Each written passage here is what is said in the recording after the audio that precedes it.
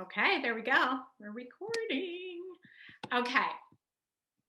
All right, I got my little notes here, so I might not be looking at you I'm trying to share the screen with you and my notes. Okay. Well, welcome, Sheryl. And I'm so happy that you're coming back to share your wisdom and your expertise from last month. You were the first one that we had on the podcast, and here you are again. So I am grateful that you're coming back to talk to us more. And we are going to be talking about a really important topic today, which is puberty and our tween daughters and how to navigate this what can be a really challenging time, but also a real time of opportunity. And I know that you have a program that you're doing, so I do want to talk about that. It's for tween girls and their moms. So I do want to touch on that a little bit, but I also just want to start out talking about this pivotal time in our daughters' lives and how it can be tough because they are going through so many changes. There can be mood swings, their hormones are raging. And I know for me, when my daughter, my oldest, hit the tween years, I had no idea what was normal and what was not normal. And I needed somebody like you. So, first, I just want to, for all the moms that are listening, I want to normalize whatever they're going through. So, share with us, what do you see when it comes to moms and their daughters? What are some of those challenges? Well, thanks for having me back on, Cheryl. I'm really delighted to be here. So one of the things I want to speak to is what you said in your intro, which is, you had no idea what was about to happen when your daughter hit her tween years. And I think that there's a couple of things that throw moms off. First and foremost, that we're seeing these, what I think a lot of moms describe as preteen type behaviors, at age 10. And I think they think it's going to be deeper into middle school, closer to 13. The tween years are these transitional years. But for some people, it's like fifth grade comes on, and all of a sudden, people are like, there's a teenager in my house. What has happened? And so I think that's what some people are surprised by is this is not something to wait to talk to your daughter about, middle school or challenges or changes or all of these evolving issues, acne, all these things that are happening to them. You don't want to wait till 12 and a half or 13. It actually needs to start, I believe, really in fifth grade. So that's about age 10. And I've had people as young as 9. So developmentally, of course, there's a huge range. And that's the confusing thing. I think, think about when we had babies and toddlers, and they all, give or take a couple weeks here and there, they achieved milestones pretty close to one another.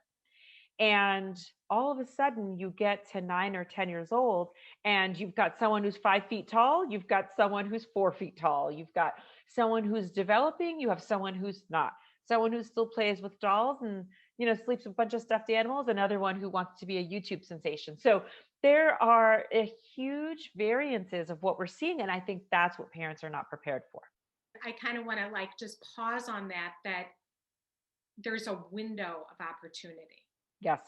when they hit 9, 10, and they're more open and Yes. they're willing to talk more about this. And then they hit eighth grade, they enter high school. It's more difficult. I found I have 2 daughters, and that was more difficult to talk about those things. All of a sudden, they become more private.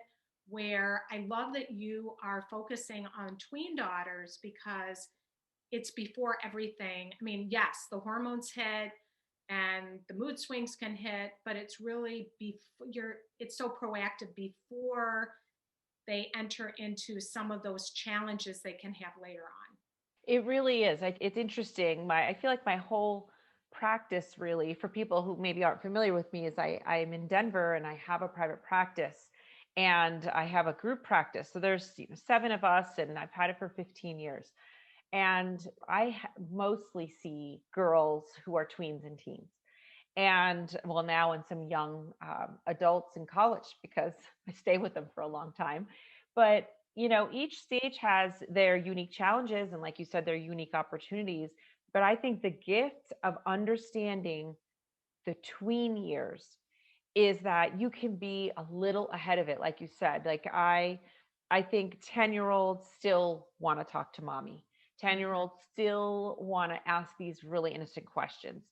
They are not yet to the point where they do. A girl always wants to know, but they won't ask. They do still want to ask you, and they will ask you. And so I think that you need to prepare them as well. I mean, I've done this class that I call Start with the Talk since 2013.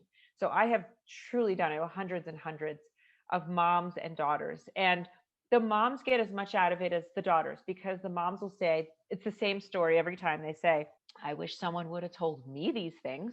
I wish somebody would have prepared me for what was about to happen. I had no idea what was going on. I find out from my best friend's older sister what to expect. So I think that there is this wonderful opportunity to have what right now, if you have a 9 or 10-year-old, aren't too difficult of conversations, because maybe they're not happening yet. Maybe they're 6 months or 12 months off from happening, but you're preparing them. So it goes a lot easier than when you're in the crux of a crisis. And then all of a sudden, maybe they don't want to talk to you. Yes. And what I love about your program is you are laying the foundation for that relationship. You're I laying am. early on to be able to set up where moms and daughters can talk to each other. Yeah, That, I will say that probably comes from a lot of things, just philosophically how I treat the people I work with, but I'd say also it comes from almost a wellness model. Let's not wait for something to go wrong, for your kid to you stumble upon pornography online, for your kid to be rejected by their group of friends and be utterly in the dark about why did that happen, for them to have feelings for somebody else that they don't quite understand. Like, why should we wait for that to happen and the confusion and maybe anger or sadness that can accompany that, when we know we can predict fairly well what's about to happen? And if it doesn't happen directly to your child, I assure you it will happen to somebody who they're very directly connected to. And so you want to do this balance of sort of preparing them and filling them in, but doing it in a way that's not scary. It's just like, hey, this is what's about to happen. And hey, here's why. Here's some ideas on how to handle it, versus being in it and then feeling so like this is so hard to go through together. wow. And you're the guide. I mean, you guide through this online program so you don't have to be bumbling through it, or just Yes. hand them a book. I will say parents say to me what I want most with my tween are tips on how to communicate. How do I communicate with them? And so I think that it is much easier to communicate when you're kind of like in the know, when you understand what's happening in the dynamics of their friendship group, when you understand what's happening. Don't put your head in the sand and think when they go to middle school there's no exposure to sex and drugs. There are. And so when you're very in the know, it's a lot easier for you to be your child's guide, for you to have the words to talk to them, to bring up the topics, versus feeling like, oh my gosh, I had no idea that in sixth or seventh grade my daughter would be vaping, Yeah. things like that, that parents just like, then they are scared and they don't know what it all means. Yeah, you're helping moms to be less reactive and more proactive. Because when Yes. something like that happens, you're out of that fear place, then your daughter pulls away, they feel that energy, they feel controlled. And so you are offering, like, let's get ahead of it and be more proactive so you're not living out of that fear and that reactive place. So tell us, how did you get the idea to start the program? You told a little bit about that, but I feel like there's more. Yeah, there is more. I mean, it was out of my own awareness. So basically, that someone brought to my awareness. So basically, I had a friend named Kim who moved to San Francisco for 6 months or so with her two daughters that seemed super young at the time, third and fifth graders. And she came back from San Francisco, and we went out to dinner with a group of people, and she was telling us about the highlights of the trip. And then she said, one of the really cool things I did with my daughter was I went to this class that taught us all about puberty. And I was like, really? Like, what do you mean? What were you taught? And so she said a nurse had taught it. It was at Stanford. And they were teaching, it was, I think, a lot based on the physical changes that happen throughout puberty. And so she was talking and I was staring at her because I was thinking, I do this every day in my practice, but one on one, these one on one conversations with girls who I guess they figure I'm in therapy. You seem like you might know. And they ask me questions. They'll say to me at the time, the girls were saying to me things like, how do I tell my mom that I think I need a bra? Mm. Um, what should I do? My parents are divorced. And what do I do if I get my period at my dad's house? Do I use it? Do I do a tampon or do I do a pad? I mean, they just all these questions, and of course the friendship questions. So she's telling me about this course and how impactful it was for her and her daughter. And my wheels just got turning. And so actually the first year she helped me launch it. And I just said, let's just see what happens. I don't know what's going to happen, but I do this. I can do this. So I created my own curriculum that probably, because of the different disciplines is a third about the physical changes, but 2/3 of it are about the social changes and the emotional changes. And I just put together a curriculum that I created. I read every book I could possibly read on the topic. And there's not that many of them, but there's enough of them. And I just did it. And it just truly has taken off from there because there's always tears, there's always hugs, there's a lot of gratitude. The girls, I create their period pouch for them. And one of the really cute things is I put a lollipop in there and I say, and again, honestly, this was probably more Kim's idea. She's got all these great mom ideas, but I put a lollipop in there and there's just like a little note that's like, when the day finally comes, wherever you are, whether there's tears in your eyes or smile on your face, just suck this lollipop and remember this moment. And I've had these beautiful cards and letters and emails sent to me of girls who are like, I was crying in the bathroom, I sucked my lollipop. It's so cute. So it's just sort of like almost like this, transitional object for them. So I would recommend, whether you do the class or not, moms that are listening, that on that aspect of it, the physical changes, that you leave them little notes that just say things like, you're so beautiful, I love watching you develop. And I will tell you that the one really lovely thing that comes out of the class is to me, it's all about celebrations. It's about welcome to young womanhood. You are a young woman now. I think that's also what you were saying, Sheryl. Instead of being reactive and like, oh my God, the time is here. She wants a boyfriend, she wants a bra, she has her period, whatever it is. Instead, it's like, we have been prepared for this for a year or two. I welcome you. I celebrate you. I love you. You've blossomed. And there is a real difference on how that's received. So I make everybody sign something that says, I give them a few minutes and they talk about what they're going to do the day that it comes, that they become a woman, and what are they going to do to celebrate. Most people will say, we're going to go out to a lunch, just you and I. And it's very emotional because I think that so many women our age say, nobody was celebrating with me. I didn't know this was a beautiful rite of passage. I just thought it was something terrible that happened to you and you had to figure out how to manage. So that's how the class was inspired and how it's come to be today. It's an online class because of the pandemic. And I thought, in 2020, I can't not teach this class. I can't not do this. Like I have to know this is available. So I recorded it online and that's how it became an online class. Otherwise, it's always been in person. I just love that. Celebrate. And what a model for our girls to slow down. Like, and for us as moms, like, let's slow down and just celebrate you. This is really a big deal to celebrate your womanhood and who you are and your uniqueness and how you were created and your beauty. And Yes. rather than just like blowing through it, trying to teach them how to use a pad or a tampon or, Yes. and because my kids are older now and I look back on that and I think all of those milestones, some which I celebrated, others that I took for granted.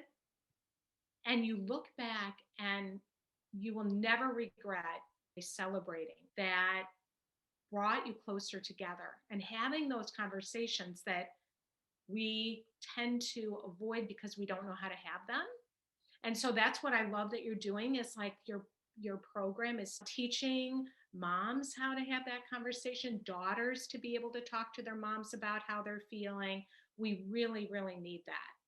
Yeah, and as you were saying that, Cheryl, I just thought about how many women, it's maybe not something you talk about, women talk about on a daily basis, but if you do actually talk to women, it could be your sisters, your friends, about their process of not just the period, that was definitely, we all usually remember that, but just the process of going from a girl to a woman.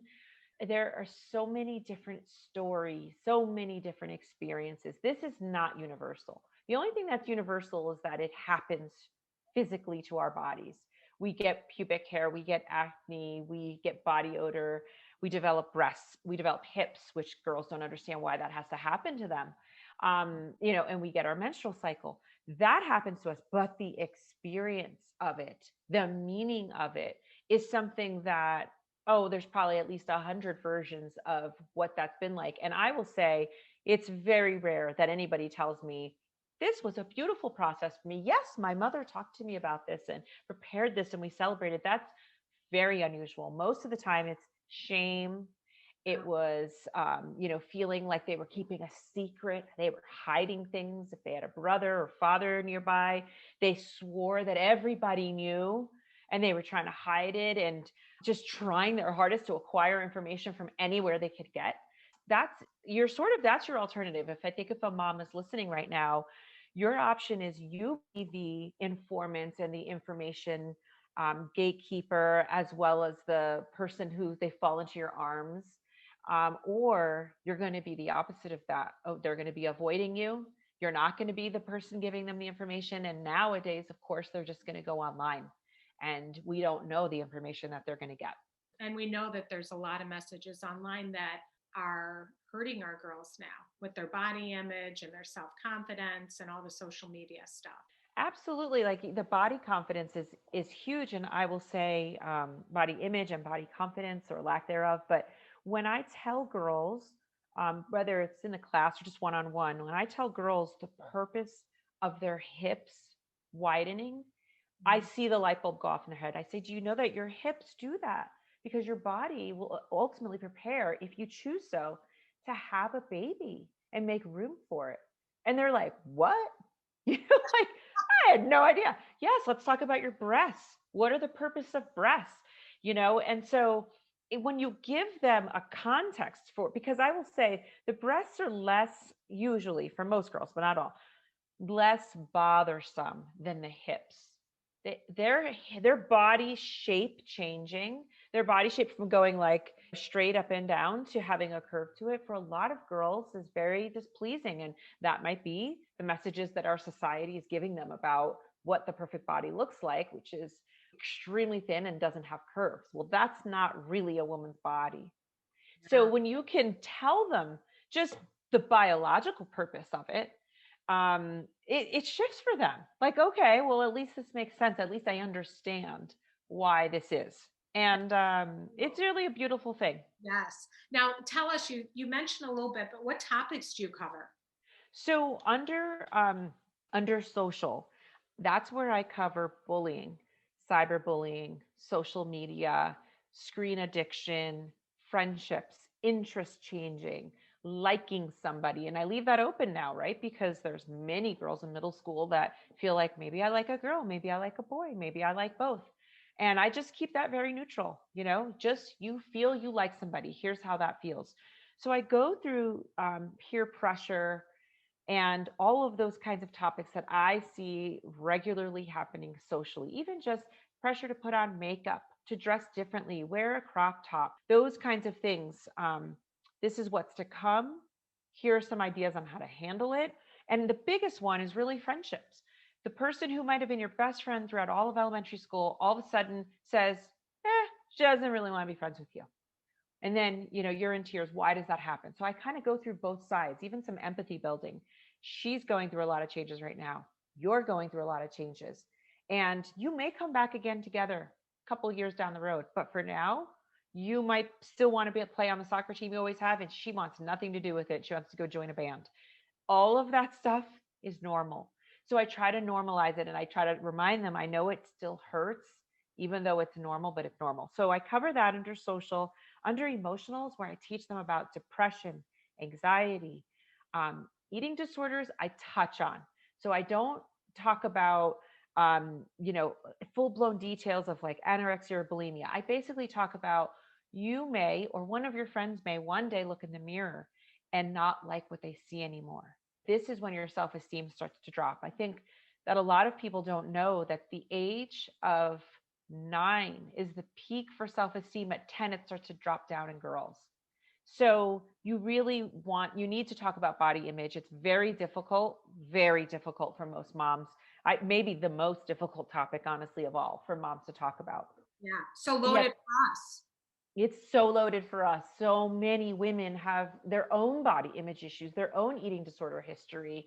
And then there's eating disorders, and then there's disordered eating, right? And somewhere on the continuum, millions of women still struggle with this. So of course they're not, in the best position to talk to their daughters about this tough topic. So I cover mental health and emotional health essentially under emotional. And then the third quadrant, or module as I call it, is the physical. And that's, and I've listed all the pubic hair and breast development and acne and menstruation and shaving and waxing and tweezing and all of those kinds of things. So, and it's very self-paced. So I try to put it in little chunks, because certainly while you're sitting at home, or if you've got maybe 2 or 3 of their friends over and you're watching it, you can only take so much at a time. You want to pause, talk, take a break. But I try to cover everything that I genuinely see every day in my practice with the girls I work with. Well, that's cool too. Have you ever had anybody where they have like 3 moms and then 3 daughters that watch it in a group? Yes. Yes. So I didn't know how this was even going to play out, even if it was going to translate, honestly, because I know what the class is like in person. But I thought there's such a beauty to this class. Gosh, will this transfer over online? But the best feedback I got was from a mom who said, it's beautiful. The note she sent me, like, I need to thank you, is basically what she said, for one of the most beautiful afternoons I've ever had with my daughter. And she said it was me and 2 other moms. We made a brunch, so they did it up. They made a brunch. They made sure that everybody was clear out of the house. They were in the basement. And she said, we watched 2 out of the 3 modules together. And we cried, we laughed, we hugged, and we celebrated. She said it was just lovely. So I thought to myself, I need to share that with people more, because I don't know how it translates. Just you and your daughter sitting on a couch watching it. For your own daughter, maybe that's perfect. Maybe you've got another daughter or another kid, and that might be a little uncomfortable. Maybe that's not the way your relationship feels. So if you could I like the idea of a group, because I think the more people that are hearing the same information in the same groups, and the moms are on the same page, the greater your likelihood is that this is going to be a comfortable conversation where everyone's on the same page about the information. Yeah, I love that. And then the girls are sharing it with their friend and they can talk about it, and you've opened it up for them to talk to each other about it, and then to the moms, and that's a great idea. I love Yeah, that. I do too. I'm really excited. I like that idea a lot. I think that Girl Scout troops could do it together. I think that little groups could do it together, and it would be really lovely. Yeah, sharing the love. Yeah. Well, how have you seen this program help, or have you? I mean, I'm sure that you have kind of get ahead of the game when it comes to like drugs, alcohol, just making good choices of friends, building confidence, protecting girls from making poor choices.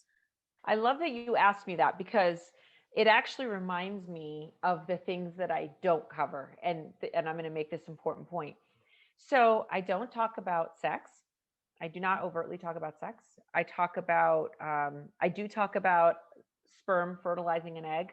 It's like I roll through that, like it's one slide, and I roll through reproduction, because I talk about the female reproductive parts.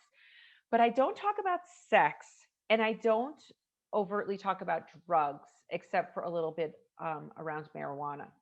And I did that on purpose because remember, this class is maybe nine, but let's say 9, 10, 11, 12-year-old girls.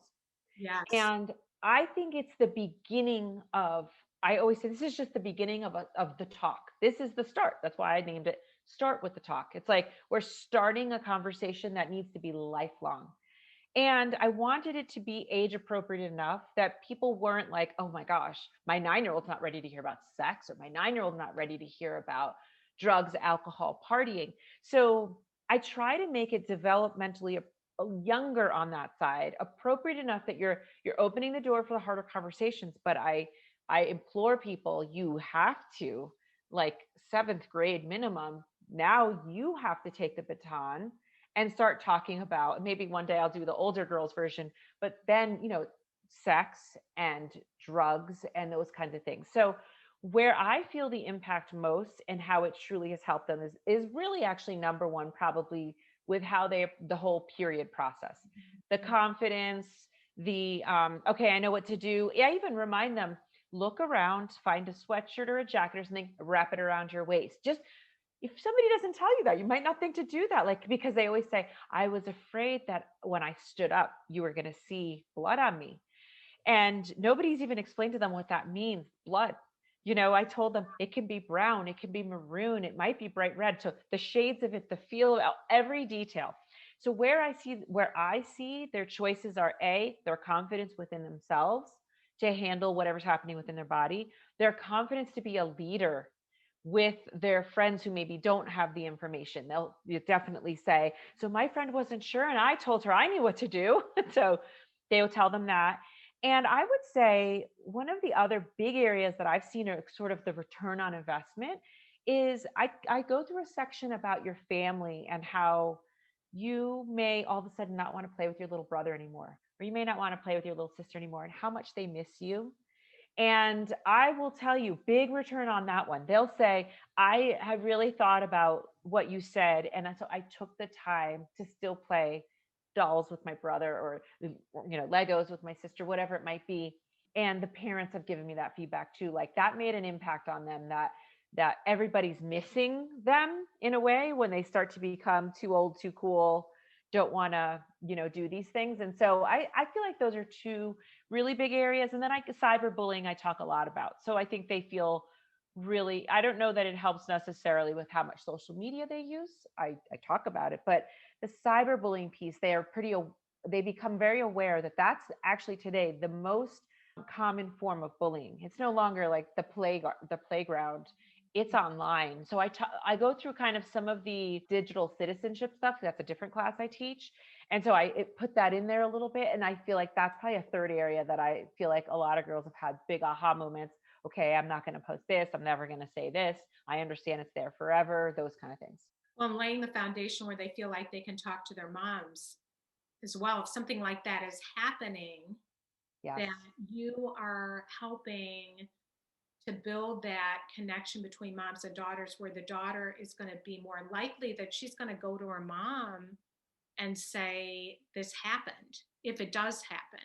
Absolutely. Especially she's more likely to do that if she feels like you can handle it, right? Yes. Like if that's the big one. It's like, Yes. that's what I'm trying to really, I hope, inspire moms is like, if your daughter thinks you already know about this, you're prepared for this, you're not going to be reactive, like you said, you're proactive, or you're very calm in your response versus reaction, they're going to go to you. They're more likely to. But if they think, well, my mom doesn't even know this stuff goes on, what would she even know about this? I'm not going to tell her. She might even get mad at me. She'll say that I shouldn't have been in that group text chain. Da, da, da, da, da.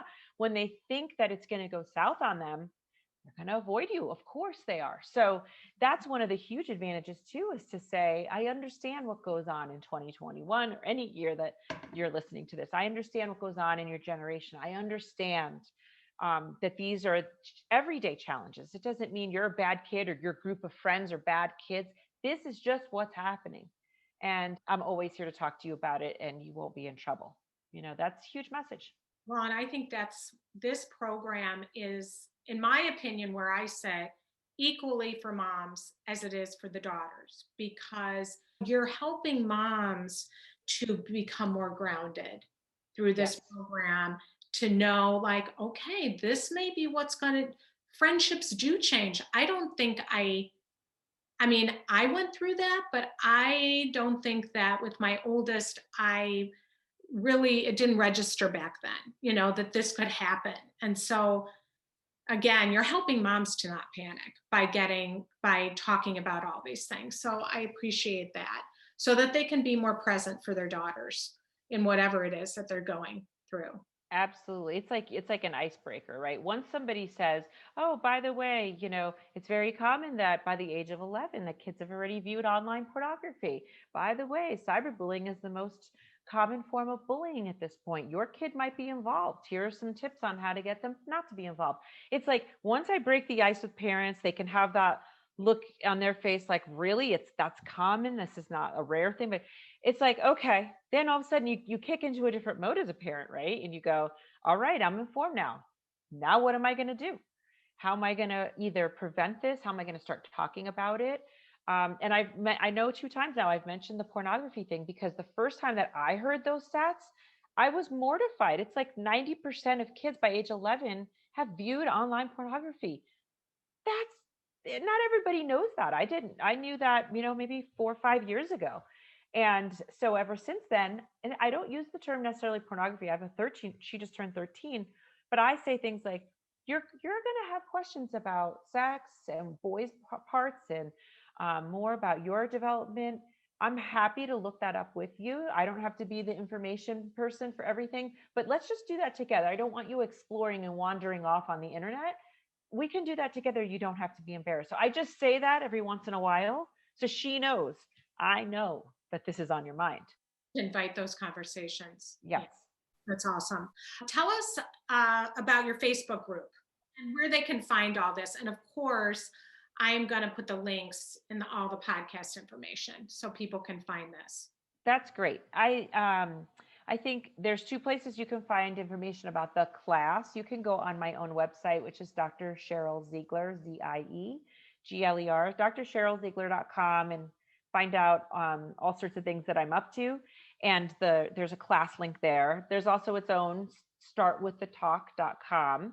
So that's for the class. And then as far as the Facebook group, what I'm hoping is to create and build a community around the moms or parents. And we've been talking about a lot about moms, but there's nothing that precludes a dad from doing this or a grandparent. It just hasn't been my experience that they've done it, but they are welcome to. And when I'm doing the class, I try to say parents almost the whole time. So everybody feels included. And sometimes I'll say, or your caregiver. So I'm thoughtful. I try to be inclusive. Yes. But they can, go on this Facebook group if they've purchased the class and ask questions as you're going along or before you started. And so it's something that I'm just really developing right now this year. And I'm hoping that it'll grow and it can just be a community of not just informed parents, but like you said, parents who want to know, parents who are curious and are invested in really helping their child transition from really childhood to adolescence, which to me that are critical 3 and 4 years. I love that. You provide that support for the moms and they can come with their questions and, oh my gosh, we celebrated. And Yes. this is where I got my pack, for my daughter to celebrate. And they have all those different places. I know that you can get the I don't know what they're called, the period pack celebration kits or new moon or what. Yeah, exactly. I tell people though, you can just, I do when I create them, it's a pencil pouch. So that reassures the girls. There's nothing special about this. This is a pencil pouch from, Amazon or Target, wherever you want to buy it. And, just put a pad and a liner and a clean pair of underwear and a lollipop. Yeah, I wish that somebody would have told me to do that. Yes. And deodorant. I actually put a little travel deodorant in there too. I love it. Yeah, deodorant. You need that too at that age. Oh my gosh. Well, thank you, Sheryl, so much. This has been just great.